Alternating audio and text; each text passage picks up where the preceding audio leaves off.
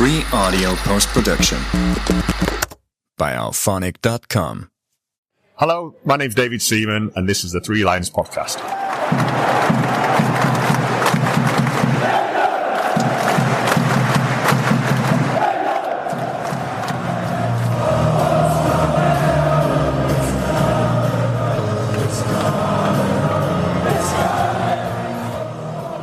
And welcome to the Three Lions Podcast. My name is Russell Osborne, and this is your independent England football supporters podcast. As always, I hope I find you well. Thank you, as always, for the feedback you've given me on the recent episodes. Always appreciated. And as always, if you haven't heard them, go check them out. They are available at your podcast provider of choice. Now, the World Cup, it is, of course, almost upon us. Most of the dates in the timeline of this 23rd World Cup have been passed, be it the original announcement date of who would host, the qualifying groups, the games, the year to go marker, the main draw. Now we are one milestone month away from kickoff of that first game between Mexico and South Africa on the 11th of June. So I thought this would be the ideal opportunity to take a look at it all with the help of two good friends of the show, Charlie Tidswell from the Gate 102 podcast and Gary Lambert from Channel England Football on YouTube. Hiya, guys. Hi, Russell. You okay? I am very well, very well. You both well? Yeah, very good. Just excited for the World Cup, mate. Yeah, sure. Yeah, same here. Yeah. Well, let's get into it. How are we feeling in general with a month to go? I mean, we were just joking, weren't we, before we started this about, I've literally just released a video about how uninspired everyone seems to be about this World Cup. And no, if I'm going to put my cards on the table, of course I'm excited, but I've never known a World Cup with so much baggage attached to it. Yeah, and, that's a good term. Yeah, and I think one of the things for me is I always look forward to the opening game of a tournament because in the past it's always had that real jeopardy. I feel like, we all know the importance of starting with a win and historically how England usually don't do that. But because the World Cup's expanded in the way it has and the way the groups are, you can almost lose two games and win one and you can still potentially get through. So I think I'll only start to get a buzz for it once the knockout rounds are there, because I think the group stages for me a little bit feel like another qualification round in some ways for me. But no, I am looking forward to it. It'll be a great World Cup once it kicks off. Yeah, Charlie. Yeah, I feel like it's one of them. I remember 2 years ago for the Euros, I was so excited for the tournament. It was like within a few months, I was counting the days down, how long till the tournament. And a bit like Gary's saying, because there's so much baggage towards the tournament, it just it feels different for some reason. And it's taken me longer than I'd have liked to get excited and get that buzz about the tournament. But I feel like over time, like when I get the wall chart up on the wall, and I was going to say the wall chart's a big thing, isn't it? Wall chart, definitely. And if you can afford them, stickers. Sticker albums, yeah. You just get that excitement up. You start plotting the route, don't you? We all do when we get the wall chart up. Yeah, definitely. Well, I think you're right, Gary, in what you say, that the group stages are like, it almost feels like an extension of the qualifying group, because now we've got this extra round and what is it, 8 of the third place teams can go through. It's unheard of. Yeah, and it's because it's so confusing from that aspect. I mean, it's not confusing in the sense that a lot of third best teams will go through, but no one's going to really have a clue who they are. Probably even after the final whistle in the fourth game, it's going to take some working out. And yeah, I mean, because of the expanded World Cup, you get it in some ways where you think it's a World Cup now, more countries are going to be there than whatever would be there. But I feel like it's quantity over quality, and you're going to end up with a lot of teams that really are good. They might be embarrassed, which you don't really want to see at a World Cup. Which was almost the case with the Club World Cup last year, where was it Bayern Munich beat someone 10-0, 10-1, which I think was a little bit of a just brought the tournament down to earth, really. And I think actually they shouldn't be increasing it in its size. There is some concerns though as well, isn't there, about when you're going on about the Club World Cup, because that was seen as almost like a tester, wasn't it, for the World Cup? And it's probably safe to say that looking back at that Club World Cup, it maybe not a disaster is a strong word, but it wasn't that great, was it?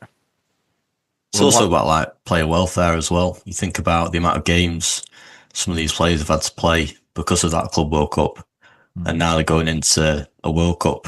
There's so many games. I remember you, Russell, saying in your last episode that they were looking to expand the Club World Cup to 48 teams as well. And it's just, like I say, I think you're right, Gary. It was almost like a tester to see some of the new ideas, and I think we'll see a lot of that in this tournament from what we saw last summer in the Club World Cup.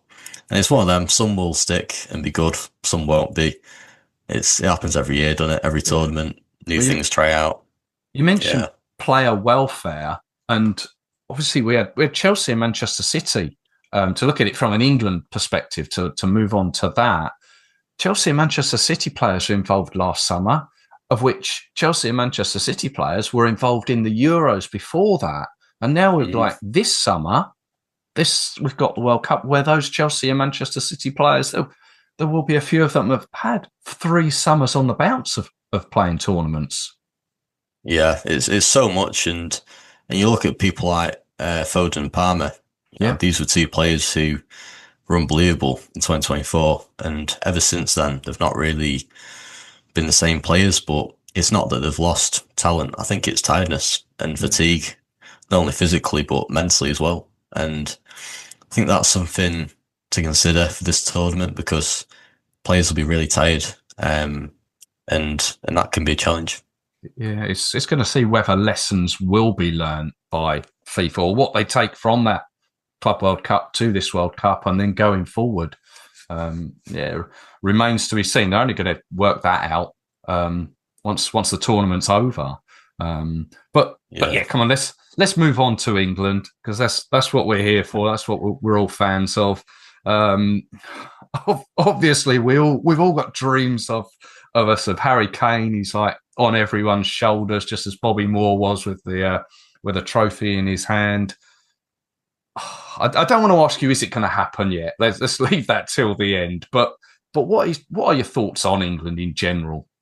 I think, obviously, if you think back to Qatar and the last World Cup, I'd say, obviously, I'm a big Southgate fan. I reckon that was the best tournament we played in terms of performance-wise.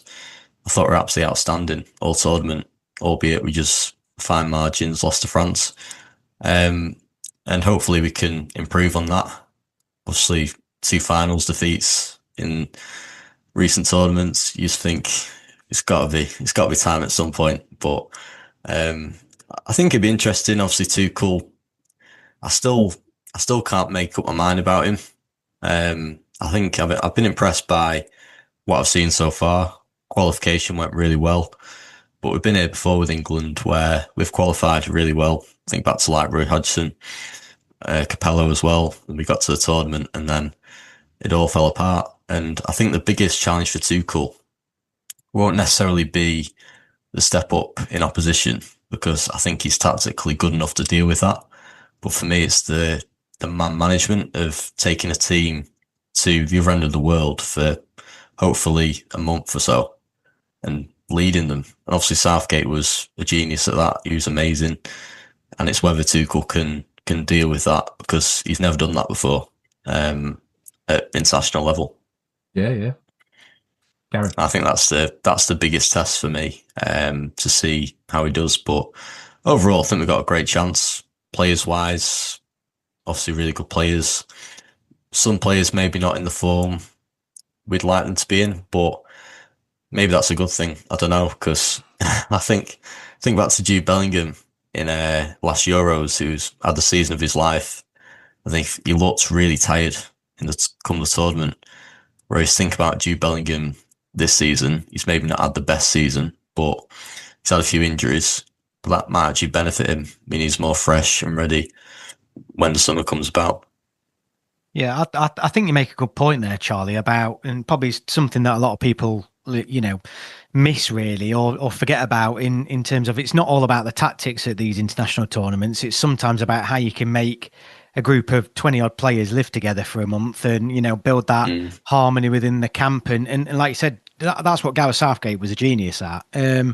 And I agree. I mean, going back to the last World Cup, I thought we were absolutely brilliant. And I've said this before and I'll say it again. I think we were a better team than France that night. And, but what happened, what happened. But I look at this England team now and I'm torn. And as we all know, I'm getting a bit long in the tooth where I feel like it's coming home every single tournament. Even though I probably will think that on the opening day. But at the same time, you look at that squad of players and you think, how can we not do well? How can we not be optimistic? I don't think it's English arrogance or anything to absolutely not want or maybe even expect England to get to a semi-final or a final.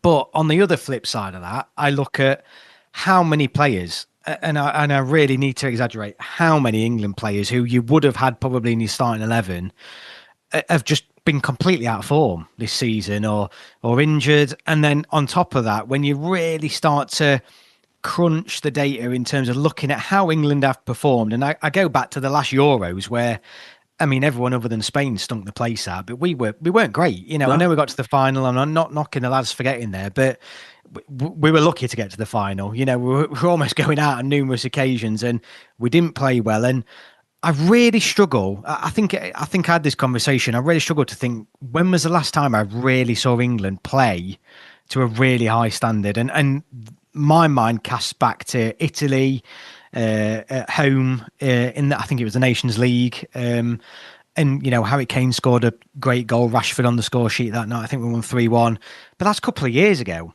And I know there's been good performances. There's been a good performance away in Greece. There's been a good performance away in Serbia.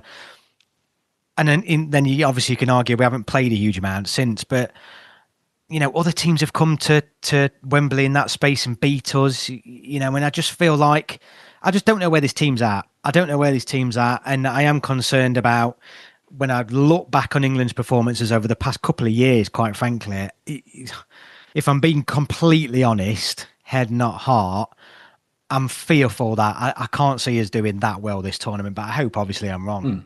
I mean, my concern, I think, is the depth, the squad depth. Because you look at the team and you can pick a spine out. You see Pickford, you can see Rice, you can almost see Bellingham. But even now, I'm not 100% convinced he's going to be in there. Obviously, he'll play his part.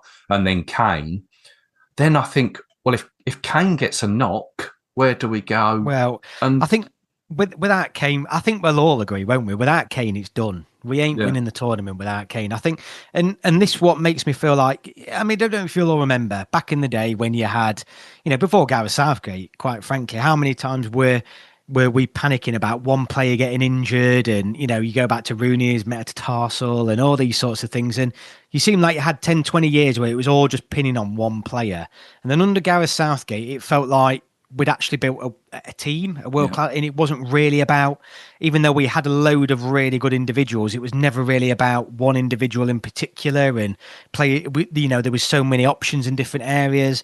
But I look at this squad now and it's mainly because everybody else behind Kane in the Premier League or wherever they play in have really struggled for form.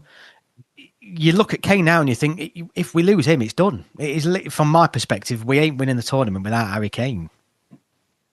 And then it seems the reluctance from Tuchel to, dare I say, pick Danny Welbeck. He's the English top goal scorer, and he's reluctant to pick him. I mean, in the last international break, we actually played a game without a striker, didn't he? He didn't start a striker. Kane missed both games, didn't he? Japan and Uruguay. And I think he opted to not play a single striker, and it just didn't work.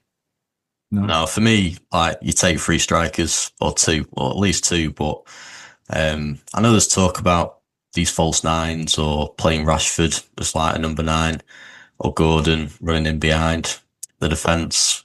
But for me, say if that's the case, say if Kane gets injured, you put Rashford up front. Well, who are you putting on left wing? And then it's one of them.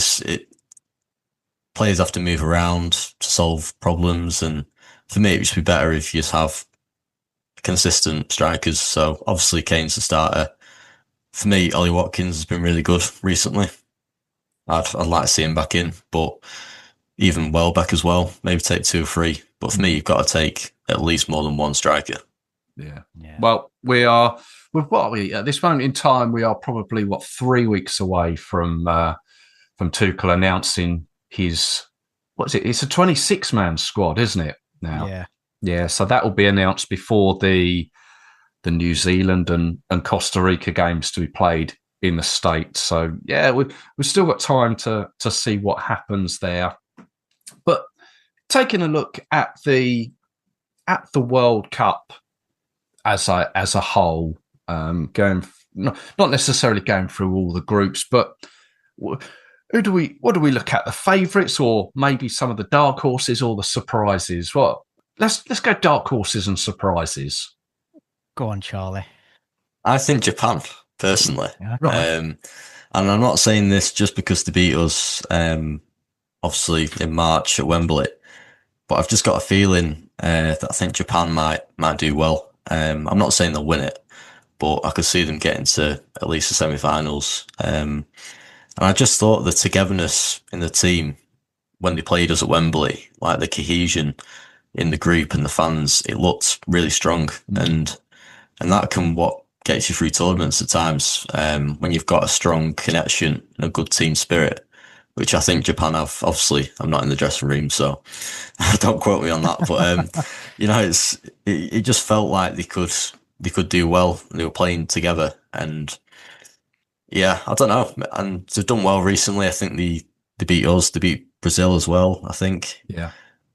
So yeah, I think Japan. But obviously, you've got your obvious favourites. Teams like France, Argentina, Spain as well. So I think it'd be interesting.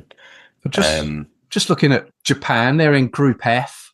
And you know, I've gone down here. I've bought up a graphic that's still got the to be confirmed teams. So it's Japan, Netherlands, Sweden, and Tunisia. Oh, is it Sweden in there? So Sweden's are missing there. I mean, yeah, I can see Japan getting through. Wow.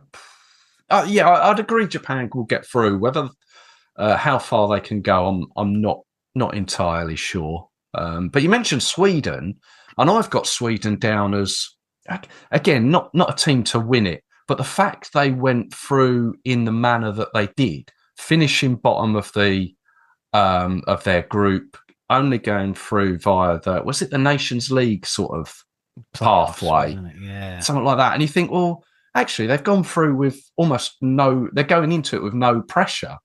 And I wonder if that might help the likes of Sweden. I don't know. That's just one of my teams. Go on, Gary. I think Sweden are going to get absolutely battered, by the way. Fair enough. my dark, I don't know if you'd class them as a dark horse, really, but Senegal would be one I think you've got to watch out for. I just think they're a really strong squad. I think they've sort of been one of those African nations now that have been pushing on that World Cup door a while. And I just feel like, I mean, the thing is, though, they're in a very tough group, incredibly tough group alongside France, Iraq and Norway.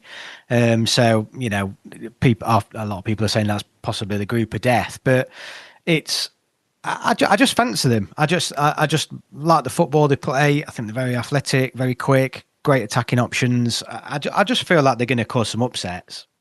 Yeah, I mean, Senegal, did they win or did they lose the AFCON? What one was that?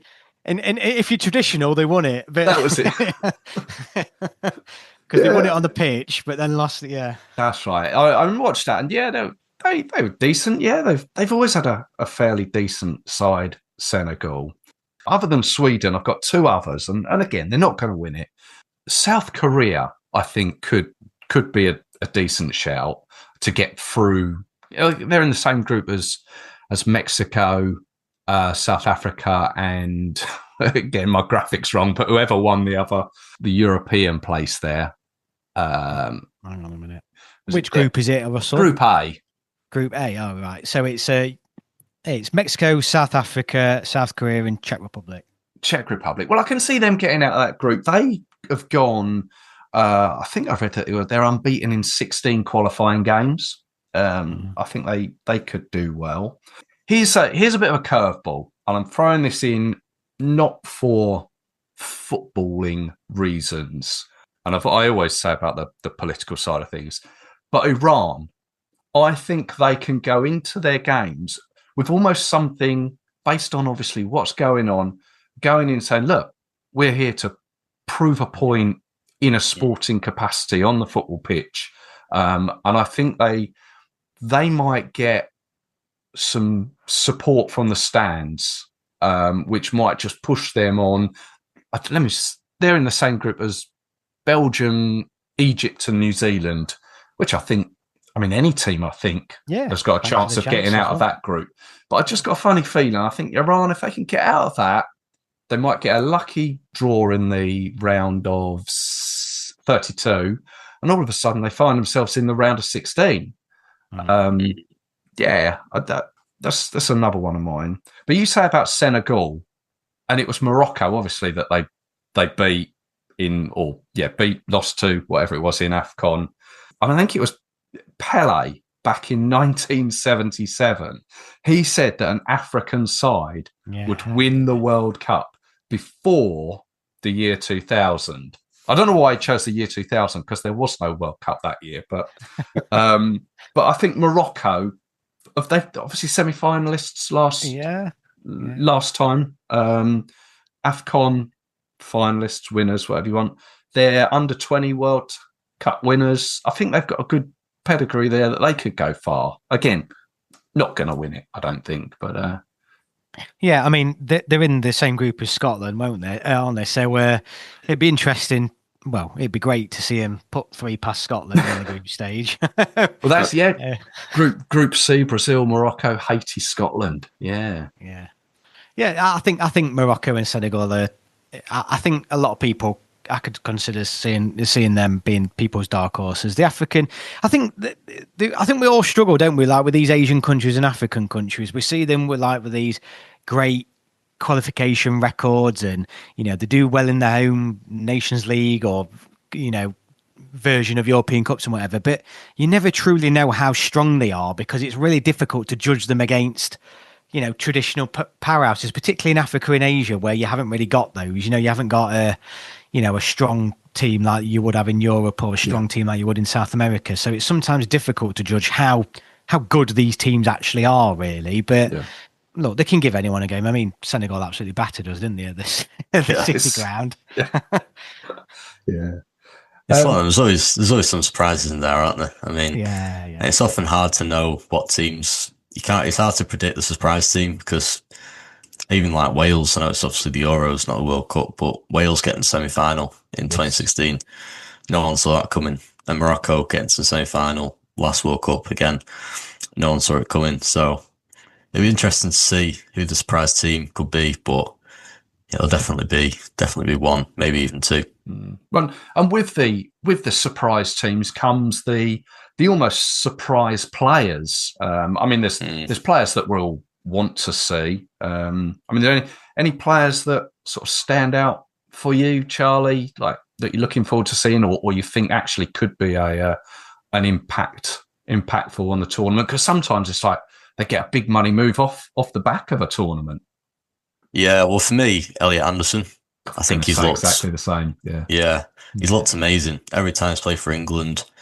I know we're very quick as England fans to pin down players and say they're going to be the next England midfielder for the next 10 years, but I really do think Anderson's got so much potential, and also with him playing for Nottingham Forest, I know he's quite settled there, but with the quality of player he is, he might well be wanting to get a move off this tournament to a club slightly higher up. But he looks great in the fact that he's control of the ball, defensive ability, the fact that he gets around the pitch. For me, he's got everything. I think he's the one I'm really excited to see. And you think back to the Under-21s tournament last summer, for me, he was our best player. Best player of the tournament for me.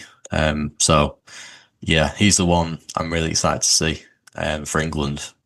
But also Harry Kane. I know it's basic and easy for me to say Harry Kane, but anyone who listens to my podcast knows how much I value Harry Kane. For me, unbelievable player, best player in the world right now. And yeah, I could see him just tearing this tournament apart personally. I think he's unbelievable. And I felt sorry for him last tournament at the Euros because I think he was slightly tired, possibly carrying injury, and we probably weren't playing to his strengths. So this tournament, I feel he's gonna really show what he can do, as he always does. Gary, are you a Messi fanboy or a Ronaldo fanboy? Neither, really. No. I mean, I'm trying to think because I mean, you went straight to an England player there, Charlie, and it's hard not to, isn't it? Because we're thinking. Yeah.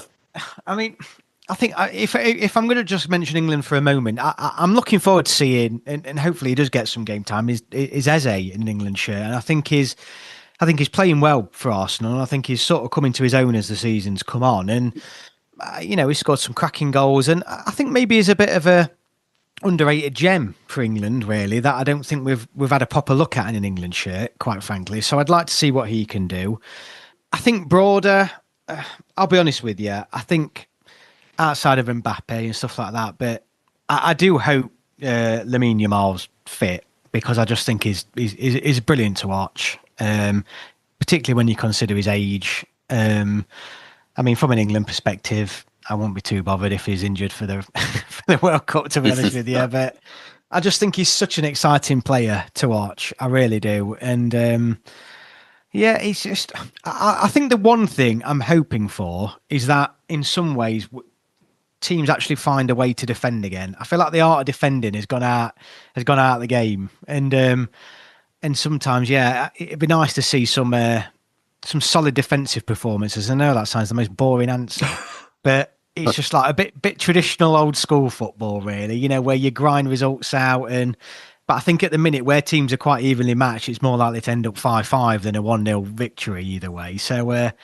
yeah, I don't know. Maybe it'd be nice to see, some solid defences, because I don't think there are many out there. And when I think of England's defence and I worry about our back four, when I think across the world, actually, I think pretty much everyone's in the same boat, to be honest with you.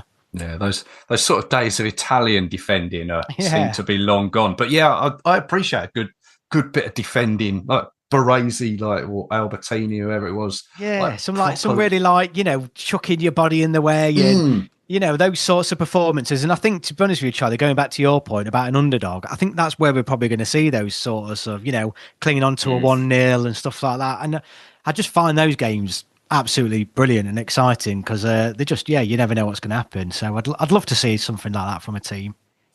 You mentioned Lamine Yamal of Spain. I mean, he's a few players that are out of the World Cup, and it is a bit of a shame when you see some of the best players not being able to play on the biggest stage, because that's obviously what they want to do. I think there's Ekitike at France, Esteval Brazil, Serge Gnabry at Germany. Kudos of Ghana, Xavi Simons from the Netherlands, both of Tottenham. And there's also talk of Luka Modric, obviously for Croatia. He suffered I think it was a cheekbone injury. So, I mean, they seem to have ways of getting around facial injuries now. He'll probably appear with some sort of mask on. You would like to see the best players there. And as like Gary said, as long as they're not playing us. Yeah. But one of the talking points around the tournament, or it happens every time, new rules have come in for this one. Let me just throw some of these at you. The throw-ins and goal kicks must be taken within 5 seconds. Substituted players have got to leave the field within 10 seconds. There's now they're talking that you can't cover your mouth as well, which I think is a good one. Go on, Gary. What do you reckon to those? The good rules? I think they are, but it's only if they're enforced consistently. And we all know sometimes football referees, we all know now, everyone will be like, oh, it's 11 seconds. Why hasn't he got a card? And someone's got one, 10 minutes ago for it. And it's just, I think it needs to be addressed, because we were going back onto earlier about, Charlie, your point about football players being tired and stuff. And I agree. But then when you read stats like, what you've seen in some games where the ball's only on the pitch for like 40 minutes, and you start to think, yeah, something's got to give here, and we all know, even though we don't mind it when our team's doing it, but when substitutions are being made in the last 30 seconds of a game to kill the game off, and so you just think this isn't right. So hopefully there'll be good rules, but I think a rule's only as good as the people who are enforcing it, really. So let's see how it works. Yeah, it's one of them, and every tournament they try new things out, and some things stay. Like I seem to remember in the Qatar World Cup, do you remember like the added time was like incredibly high compared to at the beginning, wasn't it? Yeah, yeah. And I feel like that's almost had a implement on football nowadays. Like, I feel like added time's increased since that World Cup. Maybe not to the same extent, but it's one of them, and it's some rules are good, some rules are bad. But I think, like you say, Gary, it's got to be consistent. We can't have in one game, players having to change who's taking the throw in because they took too long. But in another game, you get away with it. It's got to be consistent, and I think that's the key. Whether it will be or not, who knows? But hopefully. I've never understood though, because it seems like obviously they're wanting to eliminate those times where time's been wasted. Why not just say the clock goes dead when the ball goes dead? Yeah. I just don't, you know what I mean? Rather than worrying about, is it 10 seconds? Is it 11 seconds? Is it, you know what I mean? Just stop the clock. It doesn't happen. Is that a rugby rule? Yeah. And it works absolutely fine. So it's just, I don't know. It just seems like if that's your true aim, the solution's really, really simple in my eyes. Yeah. Well, it was 2018 when VAR was first introduced to the World Cup, the Russian World Cup, and I have to say, I think it's something that we're gonna be talking about a lot come this tournament. It's just the nature of the game, I think. Now, last few minutes to round it up. Let's who's your favourite? So where do we see the trophy really ending up? Not too sure, but I think Spain have got a really good chance. Obviously, they won the European Championships 2 years ago. Got a really good squad, but yeah, I think there's so many things to consider for this tournament that I think will affect the outcome, because you've got to think about the heat as well. Yeah. Extra game time. So, for example, if you want to win the tournament now, you've got to play 5 knockout games. And it's likely in one of them 5 games, you might have to play extra time penalties as well. True. So the amount of football you're going to be playing is so much. So I think it does come down to depth. I think that's really important. And I think when players are tiring and when the heat's quite high, you do need that depth. And I think Spain have probably got that.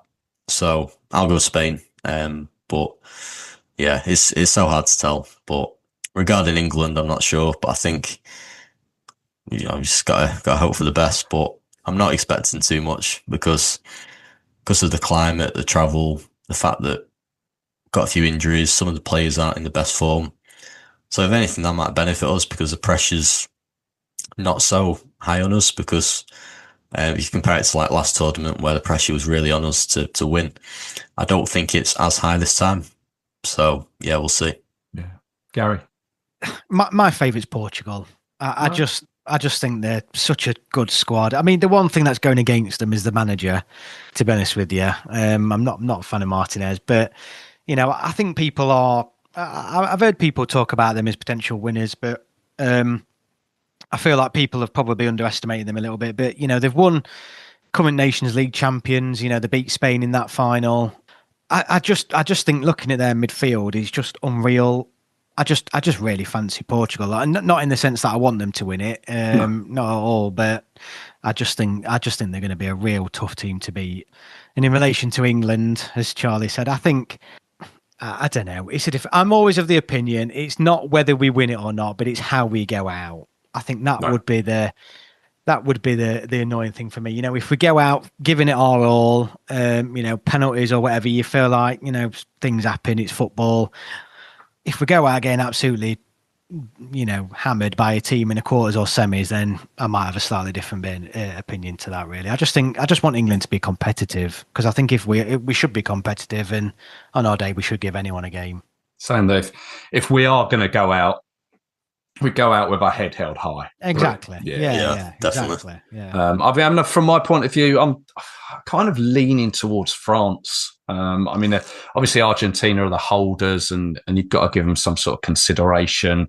But I kind of think maybe that was their time, and you look at France, obviously finalists. Then, and you look at the team, it's like PSG, some of the French players in that. You got Griezmann as well. Some of these top players, the way they play, I'm leaning towards France. I'm interested. Actually, no one said Brazil, because they always seem to be, when a World Cup comes around, everyone sort of has these sort of yellow and green coloured eyes, thinking, oh, it's always Brazil. But bearing in mind, they haven't won it for 20 odd years. I don't think it's their time. But for us, for me, my point of view, I'm just concerned about that squad depth. But like you, Gary, as long as we go through, play our best, try our hardest, and if we go out with our head held high. Yeah, 100%. Well, we have a month to go. Let's hope that excitement can start to ramp up now, because we've still got. Well, we've got the end of the Premier League season. We've got the Champions League final. There's still plenty of football to be played, and I think once that's sort of finished, then the excitement will. When do the war charts get in the papers at the weekend before? I think you're probably right. I mean, you have to send off them now, some of them, don't you? That they'll charge you for them. Oh, But no, thank you very much for joining us on this episode, Gary, Charlie. Go on, quickly plug where we can find you. You can find me on YouTube, Channel England Football. I've slightly changed my name, actually. It's CEF Gaz, England Football.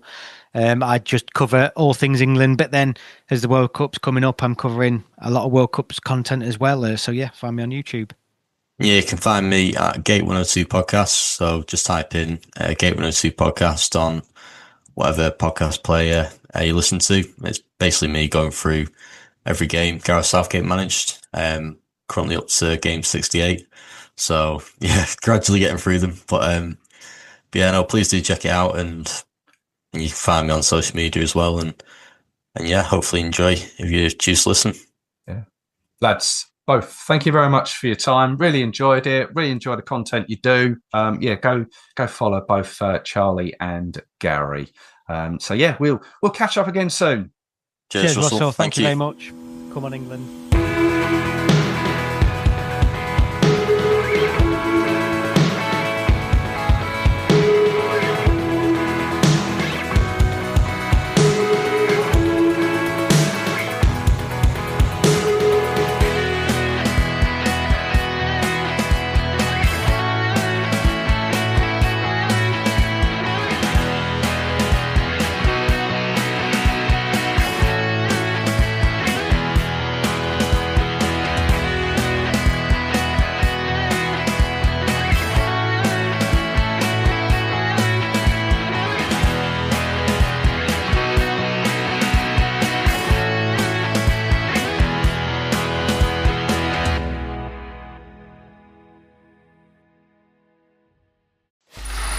Free audio post-production by alphonic.com.